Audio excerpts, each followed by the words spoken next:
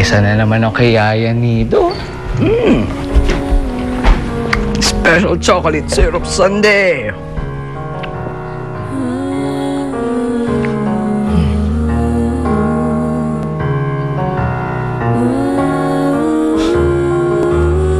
Tol, mukhang napapadalas yung faraway look mo, ah.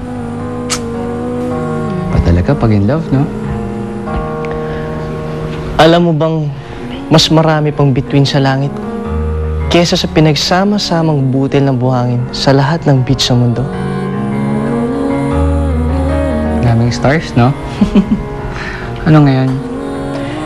Dahil sa pagkadami-dami nun, ni isa sa kanila walang magkapareha.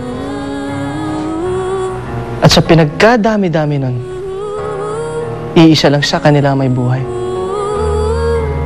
Pare, ganun ang nararamdaman ko para kay Romana. Siya lang ang perpektong bituin para sa akin.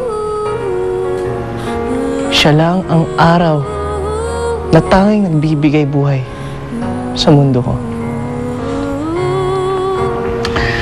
Tol, chocolate lang itong kinakain ko, eh.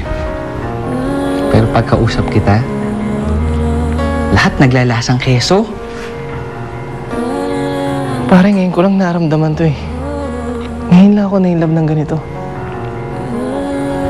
Parang sa tinagal-tagal ko dito sa mundo, parang ngayon lang talaga ako nabuhay. Pare, may ganong epekto sa akin si Romana. Ba't tinutumbok mo?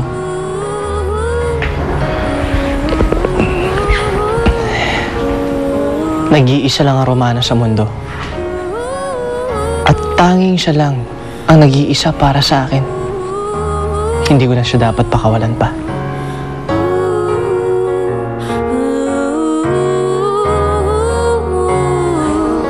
Grabe, Nay.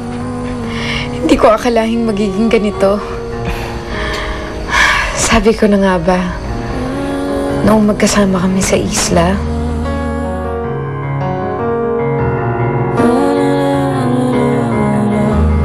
noong magkatinginan kami ng mga sandaling yon, alam ko na si Inigo ang lalaki para sa akin. Hindi ko akalain magiging ganito kasaya. Ang sarap palang ma-in love.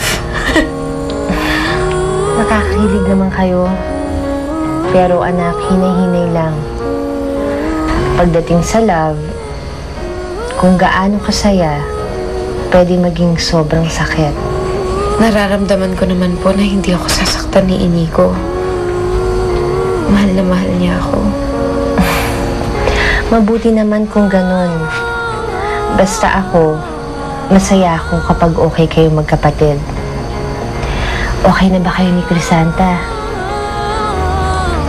Mukha naman pong seryoso si Crisanta na magkaayos kami.